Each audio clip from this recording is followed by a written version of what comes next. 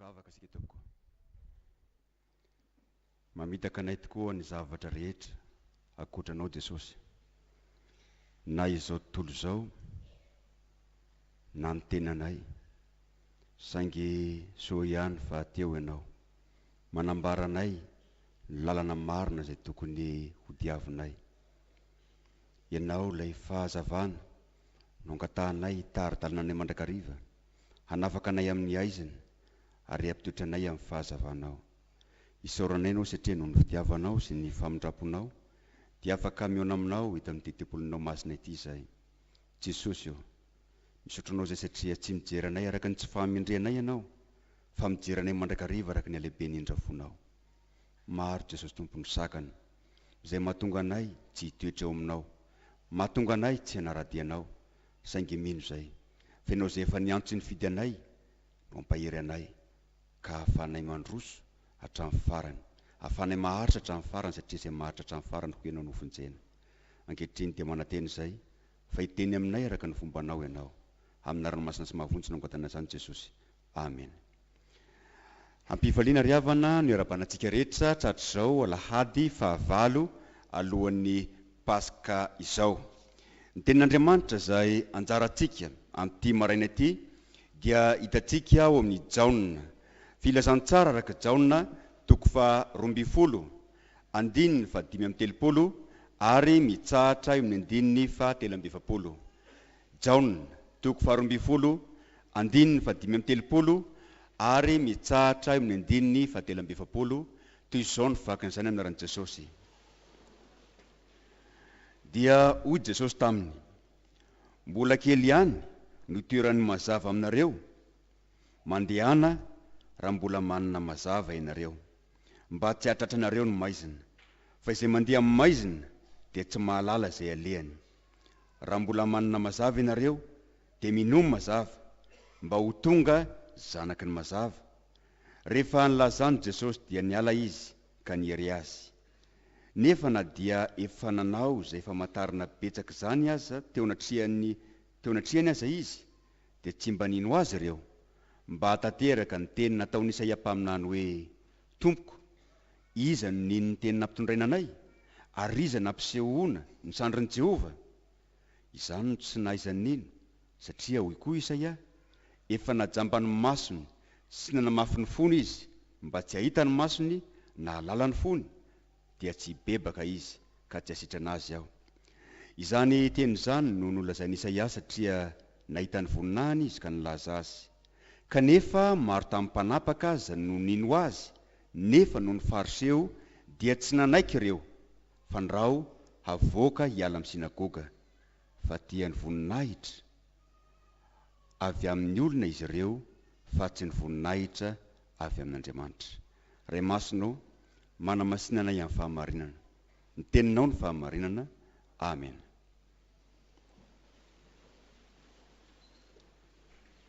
Ry fiangonana malala ho aminareo mandrakariva ny fiadanana sy ny fahasoavana avy amin'Andriamanitra raitsika sy Jesosy Kristy Tompo. Amen. Ny tenin'Andriamanitra izay anjarantsika tamin'ny herin-driavana dia maneho ny zavatsoa izay atolotr'Andriamanitra ho an'izay rehetra manaraka an' Jesosy noho ny finoana sy ny fitiavana azy. Amin'izany no anehoan'Andriamanitra fa nikendreny amintsika dia sika hanana ny fiainana tokoa, araka ny tenin'i Jesosy hoe: izaho avy mba hanana ny fiainana sady fiainana be da be. Fa ny tenin'Andriamanitra izay anjarantsika androany kosa dia maneho ny sakana izay manohana ny tsaina rahantsika ny Jesosy, ka hitoman'ny Jesosy antsika mba tsy ho tratra izany sakana izany. Maneho ny sakana izay manohana antsika ny amin'ny fanarahantsika ny Jesosy, sy ny fitaoman'ny Jesosy antsika ihany koa tsy ho tratra izany sakana izany. Jesosy dia manambara ny mpanaradia azy fa tsy mba matiantoka ny mino sy ny manaraka azy.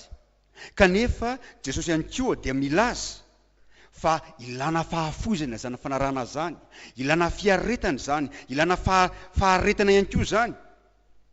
Tsy lalana mikodana, fa lalana tery, ary tsy hoe tery ihany, fa misy ny sakana.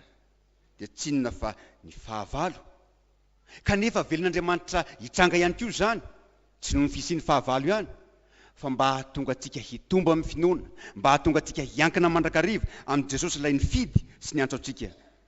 Jesosy manambara ny sakana ary mitaona antsika tsy ho tratra zany sakana zany. Ny sakana voalohany dia ny fahakamamina ny aizina, tamana ao amin'ny aizina ny olona, na dia ratsy aza ny aizina dia tonga zatra zany aizina zany ny olona, kanefa noho ny fitiavan'Andriamanitra dia naniraka ny zanany izy, ilay Jesosy fahazavana zao tontolo zao, hanafaka ny olona amin'izany famaizinana zany, ary mitaona ny olona ihany koa tsy ho tamana ao anatin'izany aizina zany. Na ny Grika, na ny Egyptianina, na ny Babilonianina, enina dia ny soratra masina ato amin'ny testamenta taloha aza dia samy manambara fa ny hevitry ny hoe maizina dia loza, fahafatesana, fahafoanana. Fa ny mazava kosa dia midika fahasambarana, midika fiadanana, midika famonjena, ary ho amin'izany no nanirahan'Andriamanitra an' Jesosy hitondra fahasambarana, hitondra fiadanana, hitondra famonjena ho antsika tsiraray avy. Tian'Andriamanitra ho amin'izany mazava izany isika. Ary zany nambaran'ny Isaia mpaminany tamin'ny leksiona izay nivakina tamintsika teo, testamenta taloha izay nivakina tamintsika teo, fa amin'ny fifaliana no ivoahanareo, ary amin'ny fiadanana no hitondrana anareo. Ny tendrombohitra sy ny havoana ahavelona oby eo anoloanareo, ary ny hazo rehetra any an-tsaha ety an-tanana. Amin'izany no asehon'ny tenin'Andriamanitra fa fiadanana, fifaliana, fiainana, izany no kendreny ho antsika. Araka ny hitantsika nefa dia maro ny olona izay misafidy ny toetra ao amin'ny maizina, fa amin'ity an'io ty Andriamanitra, amin'ity an'io ty Jesosy dia mitaona antsika ho amin'ny mazava. Raha dika ny teny hafa dia handeha eo aminy, handeha eo amin'ny mazava. Mandeha amin'ny maizina dia mitoetra lavitra n'Andriamanitra, mitoetra amin'ny tsy finoana, mitoetra amin'ny fahotana. Izany no mandeha amin'ny maizina. Fa ny mandeha amin'ny mazava kosa dia ny manaiky hiavana amin'Andriamanitra, manaiky ny anjakan'i Jesosy. Raha mandeha amin'ny mazava ianao, toy izy no dianao, dia tsinona fa ny fanarahanao ny Jesosy. Jesosy ilay mitondra anao eo amin'ny fiainana mandrakizay. Fa raha mandeha amin'ny maizina kosa ianao, zany hoe mitoetra lavitra n'Andriamanitra, mijanona, mijanona satria tsy mitera-bokatsoa ho anao zany. Tahaka ny olona izay mandeha miazakazaka nefa ao anatin'ny aizina, maratra izy ary mety ho faty aza izy. Tahaka ny fiara izay tsy misy jiro kanefa mandeha amin'ny maizina, mety handratra ny hafa izy, kanefa ny teniny ihany koa fahafatesana mety handry azy. Jesosy dia mitaona antsika amin'ity an'io ty hoe mandehana raha mbola manana mazava ianareo, mba tsy hahatratranareo ny aizina. Amin'izany no anehony fa voafetra ihany ny fotoana izay ahafahantsika mandray zany fahazavana zany. Ny famindrapon'Andriamanitra dia maharitra mandrakizay tokoa, fa ny fotoana izay ahafahantsika mandray ny fahazavana, ny fotoana izay ahafahantsika mandray ny famonjena, mandalo io zany. Ary io nambarana soratra masina hoe araraoty ny andro azo anaovatsoa, fa mandalo zao fiainana izao. Eo ny asa soa izay tokony ataontsika, fa ny asa soa izay tokony ataontsika voalohany indrindra dia ny mino zanak'Andriamanitra, mandray zany zanak'Andriamanitra zany ary mamela azy anjaka eo amin'ny fiainantsika. Mitaona antsika ny tenin'Andriamanitra izay anjarantsika androany mba handray ny tena fahazavana tokoa. Fa eto amin'izao tontolo izao dia misy ny fahazavana sandoka, fahazavana sandoka, fahendrena sandoka satria mahatonga antsika ho lavitra n'Andriamanitra, mahatonga antsika tsy handray ilay tena fahazavana. Tamin'ny taonjato faha 20 dia nisy ny atao hoe taonjaton'ny fahazavana na siècle des lumières. izay nanoerana ny finoan-diso ny finonom-poana rehetra ary nandraindraindraina ihany tamin'izany fotoana izany ny fahazava-tsaina ny fahalalana ary mbola mitoy izany mandrak'ankehitriny saingy izany fahazava-tsaina izay nindrendraina izany move izany na tonga ny olona ho akaikin'Andriamanitra toa mifanohitra amin'izany ny zava-misy fa vao maika mahatonga ny olona ho lavitra n'Andriamanitra zany foronina avokoa ny lalàna isan-karazany izay heverina fa maneho fa tonga amin'ny fahazavana tokoa ny olona ao no hoe ny fanjakana anie ka tokony ho laika tokony tsy ankina fivavahany laïcité de l'État kanefa mahatonga firenena maro potika izany satria mahatonga azy ho lavitra n'Andriamanitra indraindraina ny hoe fitovian-jo kanefa dia mahatonga faharavana zany faharavanany amin'izay efa naorin'Andriamanitra fa ny lahy tsy manambady vehivavy tsony fa lahy samy lahy no mivady vavy samy vavy no mivady ary tsy mahamenatra ny olona zany mahamenatra ny olona izay tsy mandray le tena fahazavana dia ny manona anaran'i Jesosy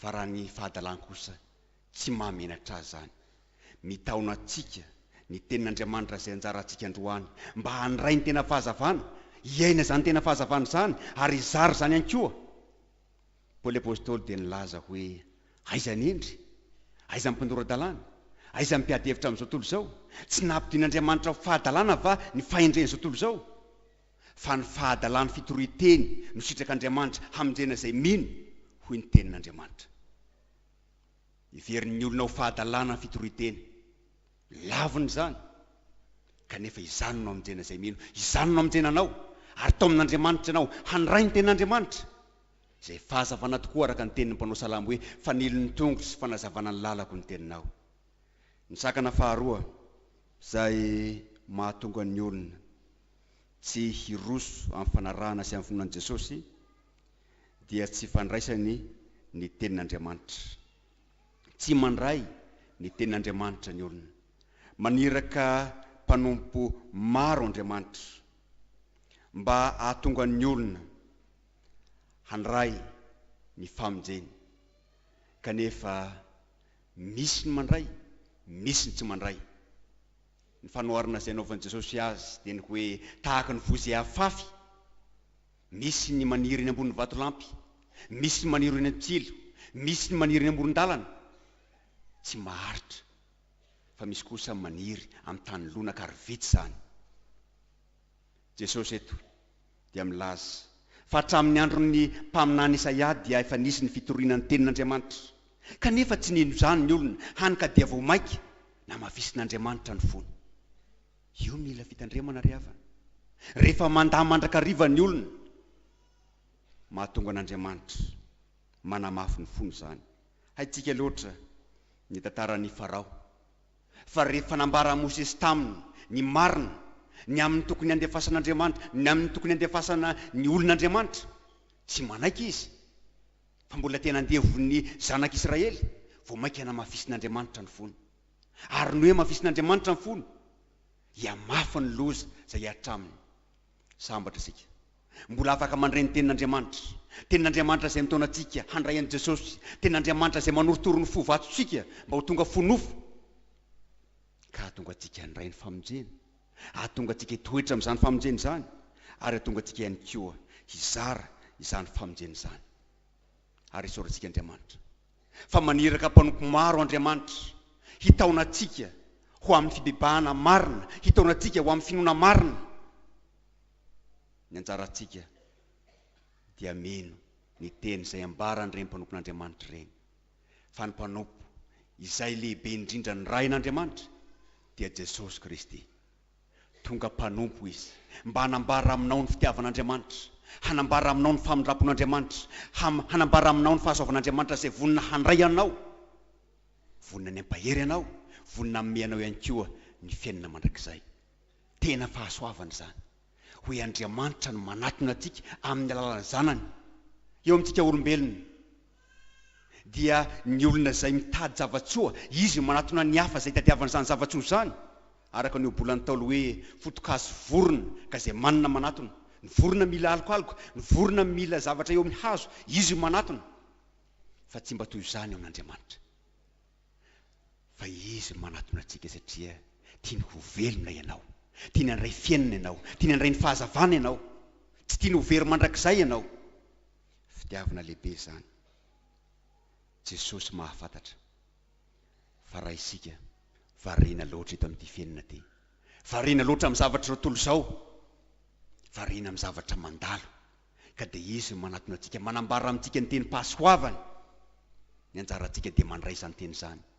Fa maro ane ny olona tonga any am-piangonana kanefa tsy mihaino ny tenin'Andriamanitra. Fa ina kosa raha tonga eto amin'ity maraina ty, aoka ianao handray izany teny izany. Ary tsy isaka ny alahady ihany, fa isan'andro eto amin'ity fiangonana ty dia misokatra midanadana ho anao ny fiangonana, mba hahenonao ny tenin'Andriamanitra izay mampiorona anao amin'ny finoana, manafaka anao amin'ny aiziny, mampahery anao ihany koa satria fantatra Andriamanitra fa misy fotoana izay mareraka anao. Efa nambara teto indray mandeha hoe somary malahelo ihany ny tena, fa any amin'ny fiangonana anankiray tsy maninona fa tondroana 67 hektara isa maraina amin'ny enina sasany, ny atsasaka ny fiangonana mahery feno satria mangetaita tenin'Andriamanitra ny olona ao. Fa ato amintsika 20-30 ny tonga eto. Eny eo amin'ny lafiny anankiray moa dia Fekarambe Ambato Vonaky. Saingina izany aza vitsy loatra zany hoe 20-30-40 zany no tonga eto. Moa ve tsika tsy mangetaita tenin'Andriamanitra? Fa sambatra ianao, afaka mandray izany ankalalahana. Fa misy tany angehany ho any, tsy afaka mandray tenin'Andriamanitra ny olona, afenina zany tenin'Andriamanitra zany. Fa ianao afaka mandray tenin'Andriamanitra, na ao amin'ny onjam-peo, na amin'ny fahitalavitra. Mamangy anao Jesosy amin'ny lalan'ny teniny. Ny anjaranao dia mandray izany jiosy dia nandray tenin'Andriamanitra. Nisy famantarana ihany koa araka ny hitantsika eto. Ary eto dia hitantsika fa Andriamanitra mihitsy no miteny avy an-danitra alohan'izao teksta izao. Mba hanehoana amin'ny olona fa tena zanak'Andriamanitra tokoa Jesosy, ilay mpamonjy izao tontolo izao tokoa izy. Saingy tsy nino ny jiosy, fa ianao kosa aza ho isan'izay tsy mino. Aoka ianao handray an'i Jesosy ilay fahazavana izao tontolo izao, ilay manome anao fiainana, manome anao ihany koa fiadanana. Ny fahatelo izay manakana ny olona tsy handray ny famonjena dia ny fitiavam-boninahitra. Hitantsika eto fa nisy ireo izay nino, maro tamin'ny mpanapaka nino azy, nefa noho ny fahariseho dia tsy nanaiky ireo fa nyrao havoaka hiala amin'ny sinagoga. Nino izy? Noho ny teny izay nitorian'i Jesosy. Nino izy? Noho ny famantarana izay nataony ihany koa. Saingy natahotra izy, natahotra n'ireo fariseho sao dia avoaka hiala amin'ny sinagoga. Ny sinagoga dia fitondrana tamin'izany fotoana izany. Mifangaro moa ny fitondrana politika eo amin'ny fitondram-panjakana sy ny fitondrana fivavahana tamin'izany, ka natahotra izy dia isorona amin'izany fitondrana izany. Tsy tamin'izany ihany, fa mandraka ankehitriny impiry isika no mandany finoana no nitahotra ny fankalany hafa. Impiry isika no mandany finoana no nitahotra ny fitsarany hafa. Manakambara amin'ny tanora zany, kanefa manakambara amintsika rehetra ihany koa. Aoka tsy atakalinao ny voninahitra izay mandalo, ny voninahitra izay maharitra mandrakizay. Ho an'ny tanora menatra ny tovolahy indraindray, mifoka daholo ny namana rehetra, ny tenany ihany no tsy mifoka, dia voatery mandray. Torako izany koa eo amin'ny tovovavy. Taloha tena henatra zany hoe hivoaka amin'ny fanambadiana, tsy mbola mivoaka amin'ny fanambadiana efa tsy virjina intsony. Fa amin'izao fotoana izao, raha nontanian'ny olona ny tovovavy ka manambara hoe 20 taona na 20 taona mbola virjina dia omezany hafa izy, hany ka mba hitovizana amin'ny hafa, dia tsy maintsy miroso amin'ny lalana izay alihan'ny be sy ny maro. Mila fitandremana antsika. Misy fomba fiteny hoe feom-bahoaka, feon'Andriamanitra, fa tsy zany ny marina. Haitsika tsara fa ny feon'ny vahoaka maro tamin'ny fotoana izay natongavany Jesosy teto amin'izao tontolo izao. Hoy ny sasany hoe omboy, omboy, omboy. Tsy feon'Andriamanitra zany. Tsy izay raha ny maro ny marina, fa izay ambaran'ny tenin'Andriamanitra no marina. Taloha mahamenatra izany hoe mitady voninahitra ao anivon'ny fiangonana zany. Misy ihany fa ampahany vitsy fa ankehitriny toa miady voninahitra ao amin'ny fiangonana ny maro, ary niteraka fiemorana zany, niteraka fangatsiahana zany, niteraka fifampandaniana zany. Jesosy eto dia mampitandrina antsika eny amin'ny fitadiavam-boninahitra. Fa ny fitadiavana voninahitra na alavo any Damaseva, satria ho Satana hoe raha hoaninareo anie io voankazo io dia hitovy amin'Andriamanitra nareo. Lavo izy tamin'izany, saingy soa ihany ry havana. Fa Jesosy tonga teto amin'izao tontolo izao, rehefa narangarangany Satana ny voninahitra hoe raha toa ka mandao alikamiko ianao dia omeko anao ny voninahitra rehetra izao. Hoy Jesosy hoe Jehovah Andriamanitra ao ihany no iankofanao. Aoka ianao tsy hitady voninahitra ny tany, fa hikatsaka mandrakariva ny voninahitran'Andriamanitra. Fa hoy Andriamanitra izay manome voninahitra ahy no omeko voninahitra.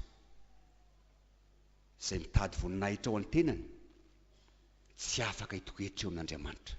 Ho tafasaraka amin'Andriamanitra izy, ary tsy ho tafasaraka amin'Andriamanitra ihany izy, fa ho tafasaraka amin'ny namany satria hiavonavina izy, hirearea izy. Fa ny olona izay manetry tena kosa hatsapa mahatsinitsinina azy, mibebaka mandrakariva eo anatrehan'Andriamanitra, ary manetry tena eo anatrehan'ny namany. Tsy hanao ny namany ho tsinitsinina, ka dia ho hainy manatona ny namany, hainy mandray ny namana satria mahatsiaro ny tsy fataterahany ihany koa izy. Jesosy mitaona antsika hanetry tena eo aminy, ka hikatsaka mandrakariva ny voninahitr'Andriamanitra. Tsarovy, Jesosy ilay tianao, nahafoy ny aina izy kanefa nahafoy ny voninahiny ihany koa. Jesosy zanak'Andriamanitra ilay tompon'ny voninahitra, kanefa nalambaraka. Alavo saratsaina anie hoe ny mpanjaka antsika na ny filoham-pirenentsika nataony olona tsinitsinina esorina ny akanjony, ny atin'ny akanjony sina vela eo. Mahamenatra zany, kanefa mba tsy hamenatra anao eo anatrehan'ny fitsaran'Andriamanitra, nanaiky ny alambaraka Jesosy mba hahatonga anao tsy hanakalo azy zavatra hafa. Jesosy nanaiky hivoaka ivelan'ny tanàna, satria rehefa nombona teo Golgota Jesosy, Golgota niany ivelan'ny Jerosalema, mba hahatonga anao ampidirina ao fanjakan'Andriamanitra, kanefa mba hahatonga azy ihany koa hiditra ao anatin'ny fonao, hanjaka ao anatin'ny fonao. Nanaiky hivoaka ny ivelan'ny tanàna Jesosy. Io ny fanao teo amin'ny Jiosy. Rehefa nanota izy ireo tamin'ny testamenta taloha, dia misy osila anankiray ametrahana tanana, dia avy eo avoaka ny ivelan'ny tanàna, fa satria misy tanàna anankiray izay androsiran'ilay osy dia any izy maty any satria efitra ilay toerana. Jesosy nanaiky hivoaka iny ivelany mba hahatonga anao tsy havoaka ivelany. Jesosy nanaiky hivoaka ny ivelany mba hahatonga anao hanaiky azy hiditra ao anatin'ny fonao, mba hahatonga anao hikatsaka ny voninahitr'Andriamanitra tokoa, fa tsy ny voninahitry ny tenanao, na ny voninahitry ny olona, na ny voninahitry tontolo izao izay mandalo sy miserana ihany. Sambatra ianao fa manana ny Jesosy. Jesosy ilay manome voninahitra anao, mandrakotra voninahitra anao. Izao tontolo izao ny nalabaraka anao kendreny, izany no kendreny devoly, motaominy anao hoe andao anao an'izao, fa alay mibaraka ianao ndray andro. Neto moa dia efa misy ny fahafambaraka ho an'ny mpijangajanga, ho an'ny mpangalatra sy ny sisa, hitan'ny olona miariary ihany zany, fa tsy misy takona izay tsy ho hita. Fa rahatray ho menatra ny olona izay tsy mandray ny fahazavana, fa ho faly kosa ny olona izay mandray ny Jesosy. Fantatry Jesosy ny tsy fahamendrehantsika tsiraray avy. Fantany tsy fahamendrehako, fantany tsy fahamendrehanao, kanefa mitaona anao izy an'ity maraina ity mba handray azy. Aoka ianao tsy ho tratry ny sakana, dia tsinona fa ny fitoeranao maizina, aza mety ho tamanao maizina ianao, fa miteraka fahafatesana ho anao zany, miteraka faharatranao amin'ny manodidina anao zany. Ary aoka ianao hino ny tenin'Andriamanitra, tenin'Andriamanitra izay fahazavany lalanao, tenin'Andriamanitra izay faneliny tongotrao, tenin'Andriamanitra izay sakafo ny fanahinao. Ary aoka ianao hikatsaka mandrakariva ny voninahitr'Andriamanitra, fa izay mikatsaka ny voninahitra izay maneraka azy no marina. Dia voninahitra ny ahon'Andriamanitra raisina kary fanahy masina, izay azy hatramin'ny taloha indrindra ka ho azy mandrakizay. Amen. Raisiny fitahina. Ny fitiavan'Andriamanitra ray, ny fahasoavan'i Jesosy Kristy Tompo, ary ny firaisina fanahy masina ho amin'ny rehetra rehetra amin'izao koa mandrakizay. Amen.